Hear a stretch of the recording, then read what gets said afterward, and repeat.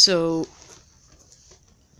as you can, if you look at the videos just previously uploaded to this one, you'll see a lot of things about Portuguese. So I just kind of do this re-familiarity training.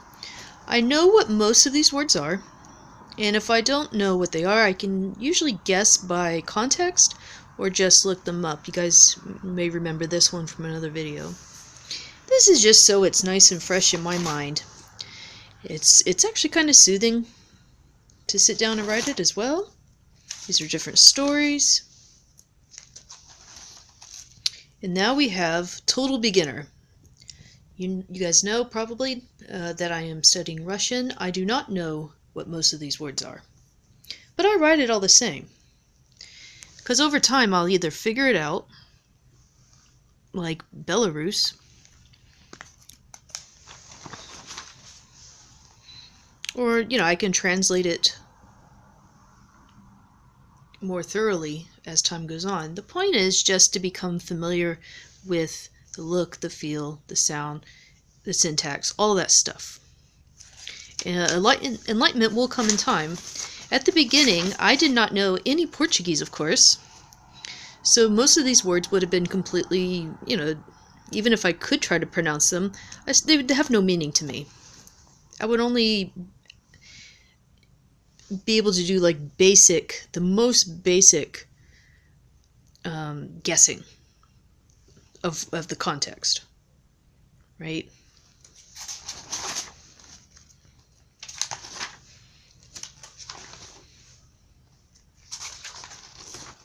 But you should notice here that I'm not really screwing up too much. This is a good sign. This means that I'm able to keep up with the text going back and forth without having a lot of transcription errors. Okay, so there's lots of that. And then you'll see again one day where I may feel like just refreshing this a bit more. This pulls it from my long-term memory and just lets me make sure that this is staying in its own spot, I guess its own lane or its own drawer, if you could imagine. Because I talked about language retrieval, and it is kind of like drawers. Once I learn how to separate them, I can have this one, it's in its little drawer. I'm trying to separate the sounds. Remember how I said that Russian and Portuguese sound very similar? But I want to make that mental break between them. This helps, because as I learn to spell and I'm able to kind of see where the sounds are familiar, because I notice there's a couple words that sound the same in both, and I'm sure they have different meanings. Go to the end. We have a language in which I am at the intermediate level, and that's Farsi. It wouldn't take as long as it used to actively translate this stuff.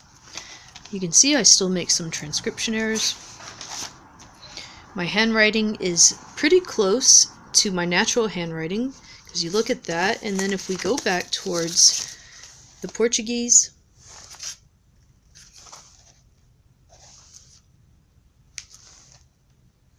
it took a while to get the Farsi to this level.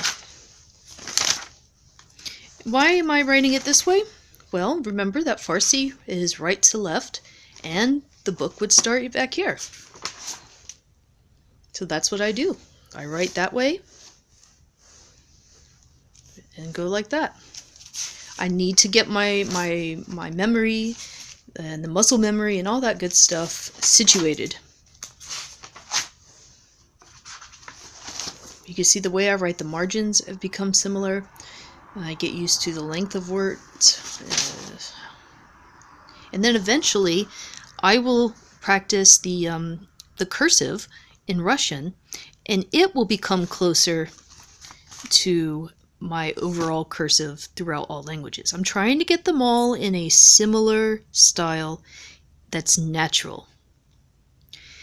And that is about a week's worth or so of writing when it comes to the familiarity training. It's so important to write everything down, and you can see kind of a few of the benefits and what's going on throughout time as the languages kind of incorporate themselves into my life and into my mind and into my work. Okay, that's just a short little example there for you. I hope you enjoyed that. If you found it of value, please consider liking and subscribing to my channel, and I will see you later.